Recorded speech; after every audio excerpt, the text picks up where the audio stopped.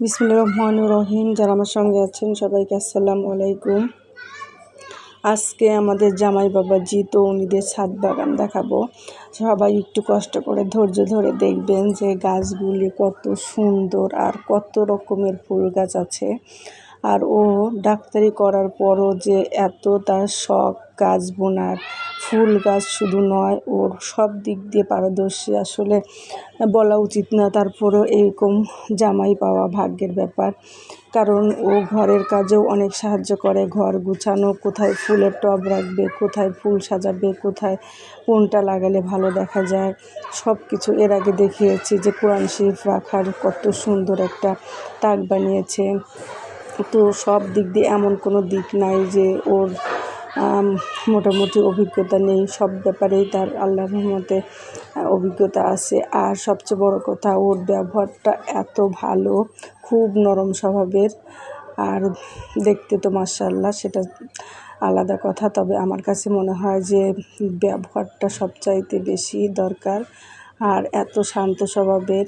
আর এই যে লজ্জাপতি গাছ, আর আমার মেয়েরা গাছে লজ্জা দিচ্ছিল, আর যে গাছগুলো কেমন হয়ে যাচ্ছে লজ্জাপতি দেখার আমার মেয়েদের খুব শখ ছিল। আবার আপার নাতনি যে লুবাবা, ও পরবর্তীতে দেখেছে, ওরও খুব পছন্দ লজ্জাপতি গাছ। আর বিভিন্ন রকমের গাছ, মানে যেখানে যেটা দেখে। আর ও এত গাছ সংগ্রহ করার আরেকটা কারণ হচ্ছে, ও এনায়েতপুর যে খাজা ইউনুস হাসপাতাল, ওখানে যে বিভিন্ন রকমের গাছ, আর ওখানে মাঝে মাঝেই গাছের পরিবর্তন করে, যে এই গাছ রাখবো না আরেকটা গাছ বুনবো, বা ডাল কেটে ফেলে, তো ওখান থেকেই সংগ্রহ করে।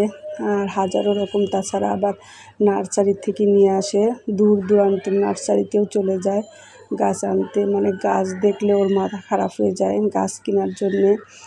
আবার শশা গাছও দেখলাম বুনেছে। আর এই যে রজনীগন্ধা, আমি ভাবতাম যে রজনীগন্ধা মনে হয় সিজন ছাড়া হয় না, তো দেখি যে ওর বাগানে সুন্দর রজনীগন্ধা, গন্ধরাজ। আর ও প্রতিদিন সকালে এই গাছগুলোর পরিচর্যা করে, তারপরে আবার এখানে কিছু ফুল তুলে নিয়ে যায়, নিয়ে পুরা ঘরে সব জায়গায় জায়গায় সে ফুলগুলো রাখবে পানিতে। মানে ওর অন্যরকম একটা মন। আর আগেও শুনেছি যে ফুলকে ভালোবাসে সে মানুষকেও ভালোবাসতে জানে। আসলেও ওর মনটা ঠিক ফুলের মতোই পবিত্র আর শান্ত।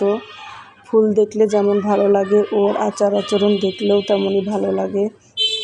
কখনো ওর রাখতে দেখি না বা জোরে কথা বলতে দেখি না।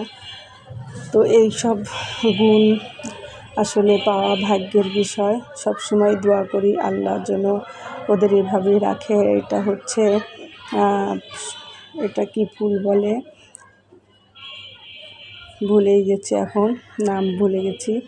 পদ্ম ফুল, সম্ভবত পদ্ম ফুল। আর ওর নিচে বারান্দায় আছে, আর আগেও দেখিয়েছি যে 2টা বারান্দায় অনেক ফুল গাছ।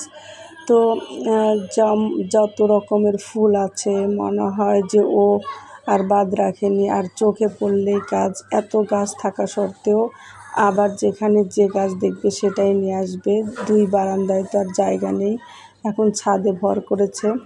আর ওদের ছাদটা অনেক সুন্দর, রাতের বেলা বেশি ভালো লাগে, কারণ ছাদের চারিদিকে শুধু লাইট আর লাইট। রাত হলে দেখা যায় যে বিল্ডিংটার উপরে শুধু লাইট জ্বলছে।